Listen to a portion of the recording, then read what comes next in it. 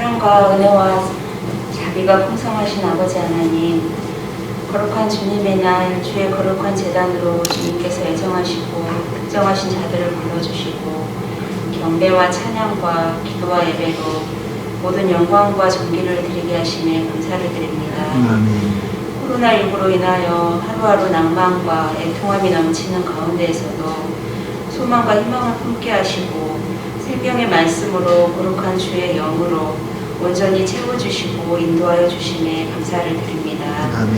지금 이 시간 주의 제단 앞에 머리 조아리며 회개하며 간구하는 주의 백성들 머리 위에 주님의 은혜와 은총을 경험하게 하시고 살아계신 우리 주 예수 그리스도의 권세와 권능으로 충만하게 하시고 기쁨과 즐거움의 찬양이 차고 넘치게 하여 주시옵소서.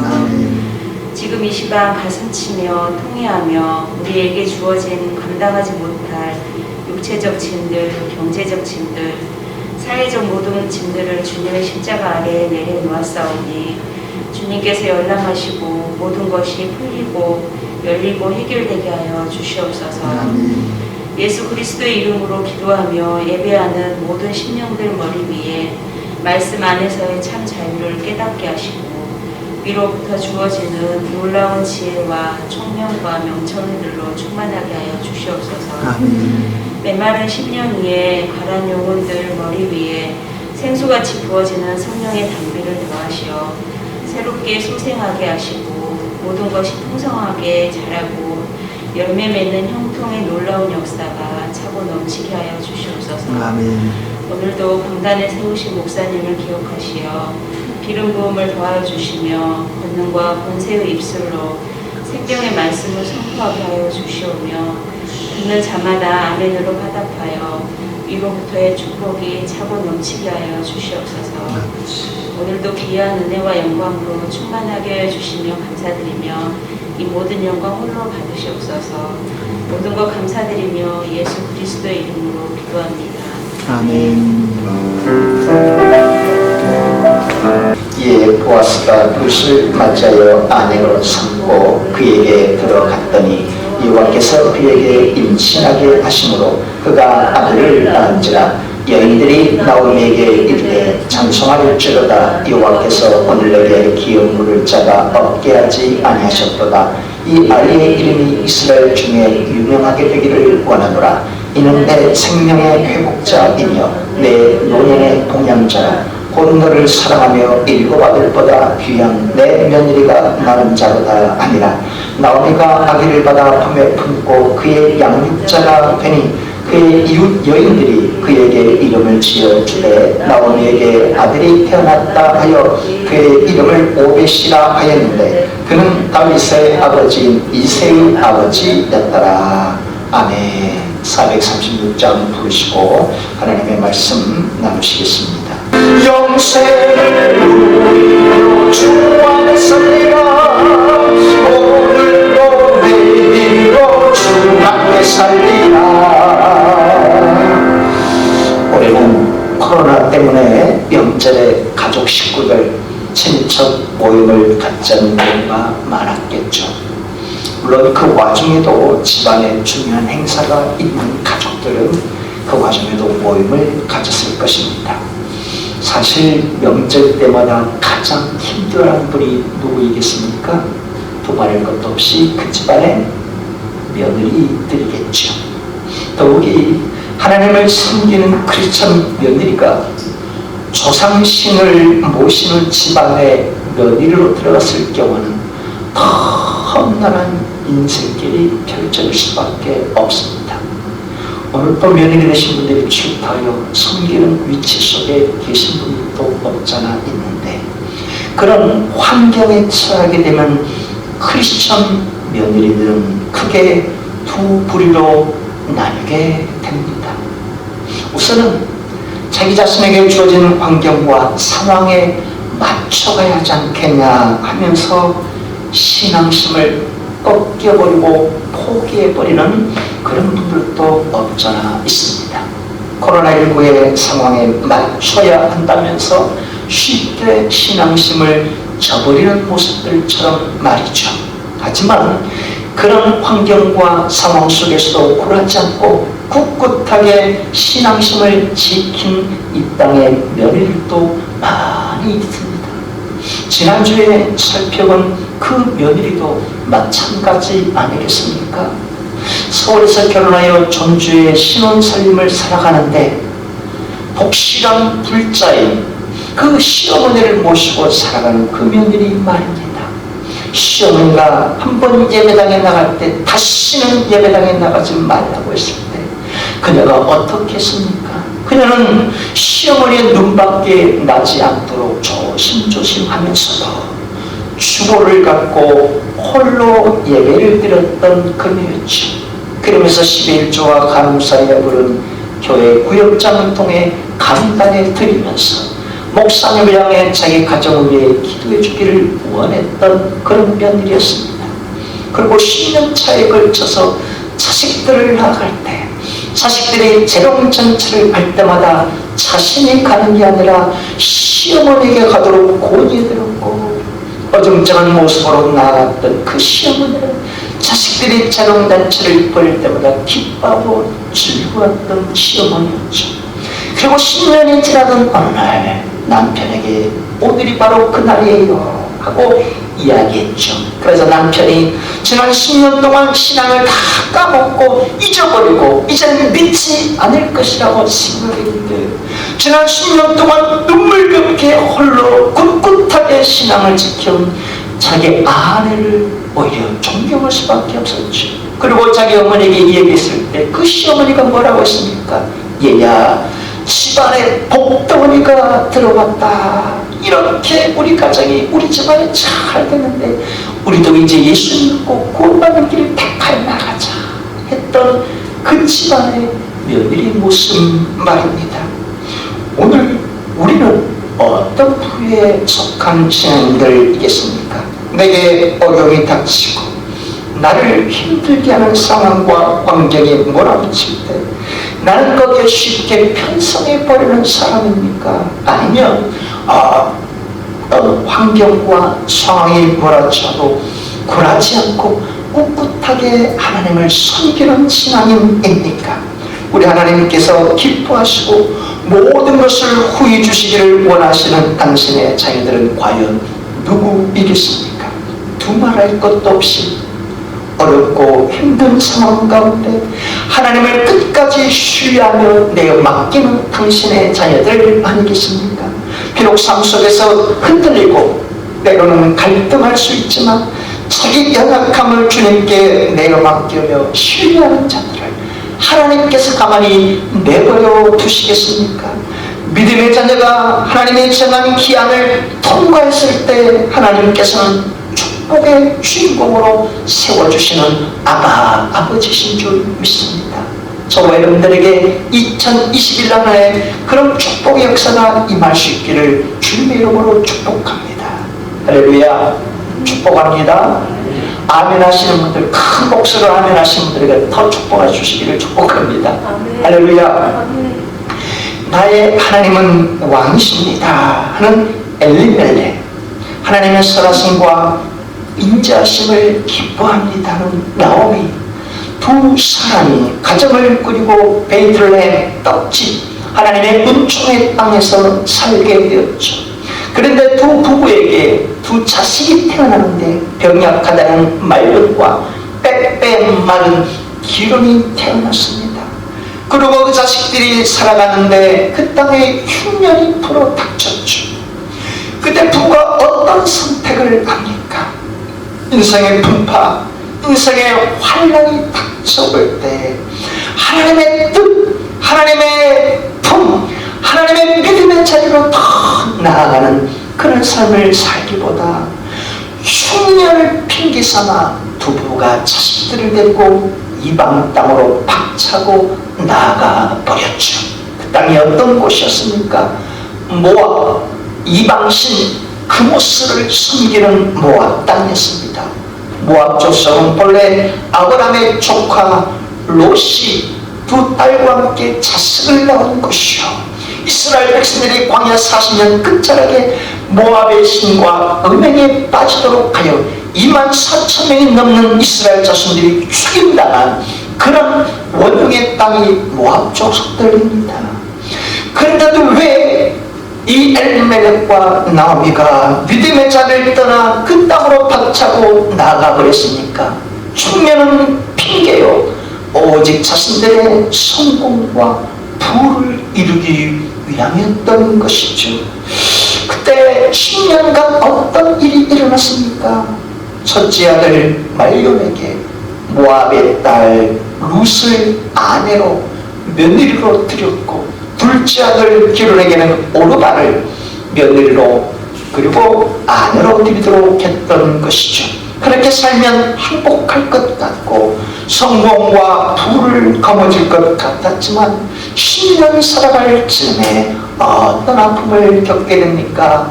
남편 그리고 두 아들이 그 땅에서 떠나 하나님의 품에 안기는 그런 일을 맞이하고 말았죠. 왜요? 하나님의 선택받은 자녀가 하나님의 말씀을 따르지 않고 믿음의 자리를 박차고 나갈 때 내버려 두는 하나님이 아니기 때문이죠. 오히려 하나님께서는 당신의 자녀들을 컨트롤 하시고 통제하심으로 하나님의 선대를 깨달을 수 있도록 이끄시는 긍휼의 아버지 아닙니까? 그래서 더 이상 이방 땅에서 하나님을 등지는 죄악을 범치 않도록 그 남편과 두 자식을 천국으로 데려가신 아버지 하나님이셨습니다. 그 과정을 통해 나오미에게는 이제라도 내 아버지의 품, 믿음의 자리 언약의 땅으로 돌아가야 되겠다 하는 마음에 감동을 불어넣어 주신 아버지 하나님이셨습니다. 그때 두 며느리를 데리고 고향 땅 베들레헴으로 돌아가는 그 길목에 두 며느리에게 말하지 않습니까? 얘들아, 나를 따라오지 말고 너희들 고향 본토 친척 아버지 집으로 돌아가는 게 낫지 않겠느냐? 내가 고향으로 돌아가 유대법에 따라 내가 두 아들을 낳고 자식들이 장성해서 너희들을 다시 개가시켜 내 며느리로 삼을 때 그 언제까지 기다릴 수 있겠느냐? 그러니 지금이라도 너희들 생을 사는 게 낫지 않겠냐? 너희들의 본토 친척 아비집인 모압으로 돌아가 개가여 지금이라도 새 살림을 차리도록 해라 라고 두 차례에 걸쳐 이야기를 했죠. 그러자 둘째 며느리 오르바는 본토 친척 아버지 집인 모압을 향해 다시금 돌아가 버렸습니다. 그러나 첫째 며느리 룻은 말하기를 어머니의 하나님이 저의 하나님이 될 것이요 어머니가 죽으시는 곳에 제가 묻히겠나이다 하며 끝까지 어머니의 하나님 그 하나님을 바라보고 나아가겠다는 결단을 내리게 됩니다. 룻이 그렇게까지 결단한 이유가 무엇이었습니까? 시어머니가 고향 땅에 남겨놓은 땅덩어리 때문에 혹여라도 풍부하게 남겨놓았을 재산 때문에 그 길을 택한 것이었습니까? 그렇지 않았죠. 룻이 모압 땅을 박차고 이스라엘 땅 베들레헴으로 떠난 것은 아브라함이 하나님의 말씀을 쫓아 떠난 것과 같은 격이었습니다. 아브라함의 갈대아 우르람, 그 이웃한 하란이란 본토 친척 아버지 집에 있는 익숙한 환경과 모든 버팀목이 있는 땅덩어리 아니었습니까? 그러나 아브라함이 낯선 가나안 땅으로 떠나가겠다는 것은 오직 하나님만 의지하며 하나님의 말씀만 붙잡고 나선 길이었습니다. 그야말로 불가항력적인 하나님의 은총의 부르심 앞에 아브라함이 순종하여 나아갔던 것이죠. 바로 그 모습이 본문의 룻에게도 동일하게 일어났던 일이었습니다. 룻에게 모압 땅이란 본토 친척 아버지 집이 있는 그야말로 익숙한 환경의 모든 버팀목이 보장된 땅 아닙니까? 그런데 그녀가 시어머니 하나님을 따라 베들레헴으로 나선 것은 하나님의 부르심 외에 달리 설명할 길이 없다는 것입니다. 모압의 딸로 태어나 자라면서 모압 족속들이 어떻게 그곳 우상을 섬긴지 잘 봤던 룻 아니겠습니까? 그 땅에 신이 진노할 때 그 땅의 딸들을 제물로 바치는 그 족속들이요, 더 나아가 그곳의 신에게 등을 돌리면 가차없이 심판하는 무서운 그 신임을 룻이 목격했던 것이었죠. 하지만 룻이 바라본 시어머니 하나님은 어떤 하나님이셨습니까? 가장 작고 초라한 이스라엘 민족들을 당신의 사랑으로 선택하신 하나님이시여, 광야 40년을 지나면서 하나님의 긍휼과 인자하심으로 이끄신 하나님이시여, 더 나아가 하나님의 자녀가 어긋나는 길을 갈 때 때로는 채찍질해서라도 다시금 돌이키게 하시는 인자하신 하나님이심을 시어머니를 통해 지켜보고 바라봤던 룻 아니겠습니까? 그러니 룻이 자기 본토 친척 아버지 익숙하고 모든 버팀목이 있는 모압 땅을 박차고 낯선 베들레헴 땅으로 떠나가는 것은 오직 하나님의 날개품 안에 거하길 원하는 마음, 그 마음을 하나님께서 그녀에게 불어넣어 주셨던 것이죠. 그런데 어떻습니까? 그녀가 아브라함처럼 오직 하나님만 바라보고 낯선 베들레헴 땅에 왔을 때 모든 것이 구비되고 완비되었습니까? 아브라함이 갈대아우로 하란 땅을 박차고 하나님만 바라보고 가나안 땅에 왔을 때 땅 한평 시방치 그리고 먹을거리 하나조차 없는 그런 환경이었죠. 룻도 마찬가지 아닙니까? 시어머니 하나님, 전능하신 하나님, 인자와 긍휼이 한이 없으신 하나님의 품 안에 바라보고 그 땅에 찾아왔을 때, 예전에 시어머니가 살던 집 흉가로 변해버린 그 자갈책 외에 먹을거리나 땅 한 평조차 남아있지 않던 환경이었죠. 근데 룻이 어떻게 합니까?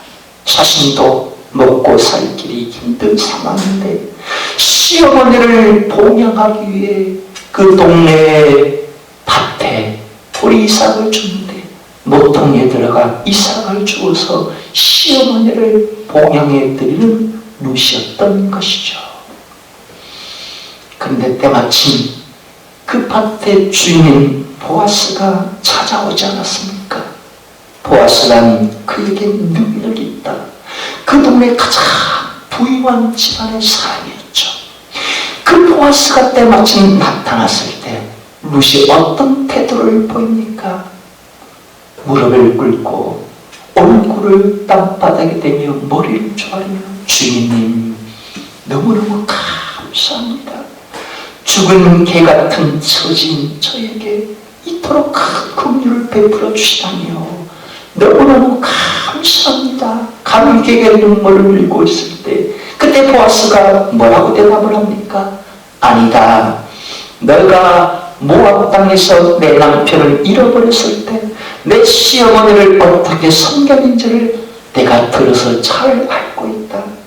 내가 이곳에서는 개나 돼지처럼 진술 취급받고 천대와 멸시를 받을 게 뻔한데도 내가 이곳에 온 것은 오직 하나님의 날개품을 바라보고 나온 것 아니더냐. 그런 것을 어찌 하나님께서 책임져 주시지 않고 어찌 상급을 베풀어 주지 않겠느냐. 그러니 너는 이제부터라도 남의 밭에 가서 이삭을 줍지 말고 내 밭에서 이삭을 줍도록 해라. 그 보아스는 사람이고 부유한 집안에 명성 있는 사람이지만 실은 하나님의 품을 상징해 주는 것 아닙니까? 가난뱅이 처절한 굶주림 상태에 있는 룻에게 하나님을 바라보고 하나님의 날개품 안에 나왔을 때 하나님께서 긍휼로 베푸신 예비하신 길을 열어주시는 것 말이죠. 이것이 하나님의 놀라운 은혜 아니고 무엇이겠습니까? 하나님의 부르심을 따라 본토 친척 아버지 집을 박차고 오직 전능하신 하나님의 날개품 바라보고 나왔을 때 하나님께서 길을 열어주시는 것 말입니다. 하나님께서는 약하면 약할수록, 가난하면 가난할수록, 궁핍하면 궁핍할수록 더욱 하나님의 날개 아래 거하고자 하는 자들의 인생을 책임져 주시는 분임을 오늘 본문을 통해 우리에게 일깨워 주는 것 아닙니까? 하나님께서는 당신의 자녀의 어떤 상황 속에서도 하나님의 품 아래 거하고자 하는 인생을 신이 예비해 주시는 아버지 말입니다. 그런데 오늘 읽은 본문 그것으로 끝이 아님을 우리에게 일깨워주고 있다는 사실입니다. 오늘 읽은 본문 13절과 17절의 말씀은 다시 한번 같이 읽겠습니다. 아멘. 이에 보아스가 룻을 맞이하여 아내로 삼고 그에게 들어갔더니 여호와께서 그에게 임신하게 하심으로 그가 아들을 낳은자 여인들이 나오미에게 이르되 찬송할지어다. 여호와께서 오늘 내게 기업 물을 자가 없게 하지 아니하셨도다. 이 아이의 이름이 이스라엘 중에 유명하게 되기를 원하노라. 이는 내 생명의 회복자이며 내 노년의 동양자 곧 너를 사랑하며 일구받을 보다 귀한 내 며느리가 낳은 자로다 아니라. 나오미가 아기를 받아 품에 품고 그의 양육자가 되니 그의 여인들이 그에게 이름을 지어주되 나오미에게 아들이 태어났다여 그의 이름을 오벳이라 하였는데 그는 다윗의 아버지 이새의 아버지였더라. 할렐루야. 어떤 상황을 전해주는 말씀 같습니까?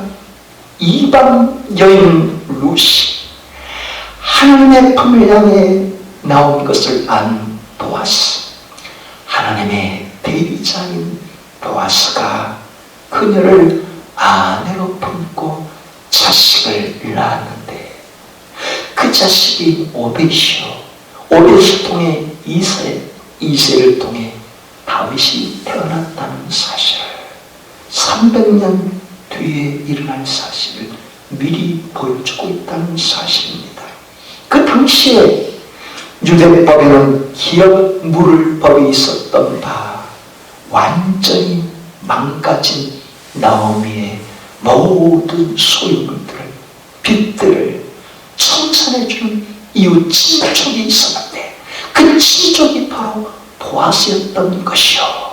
보아스가 나오미의 빚 모든 재산의 부채, 땅덩어리의 부채뿐만 아니라 모든 것을 다 물려받아 대갚아줄 뿐만 아니라 나오미의 며느리인 룻까지 품어서 아내로 삼고 기업을 이어나가도록 자식을 낳게 해줬다는 뜻입니다.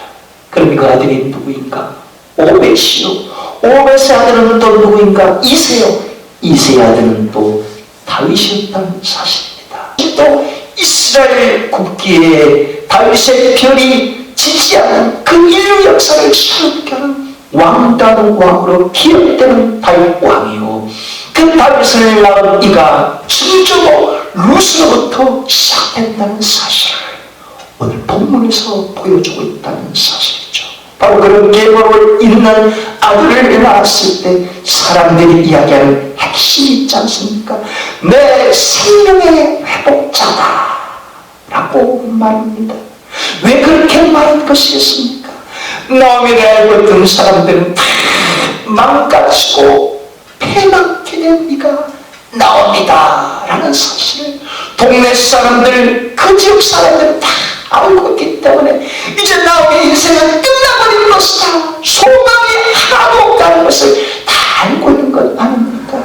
그런데 그런 나오미, 그리고 그 밑에 있는 며느리 룻을 하나님의 은혜로 보아스가 품어주었을 때 모든 것을 원상 회복시켜줄 뿐만 아니라 생명의 회복자가 저처럼 그 나오미를 통해, 그 룻을 통해 오벳이 태어나고 오벳을 통해 이새를 통해 누구도 생각지 못한 이스라엘의 왕, 해가 지는 왕 다윗을 하나님께서 있는 계보로 세워주셨다는 것입니다. 그러니 나오미야, 이 인생은 패가 망신하고 끝난 인생이 아니라 다시금 하나님께서 내 생명의 회복자로 세워주셨구나 하고 다 칭송하고 있는 모습 아닙니까?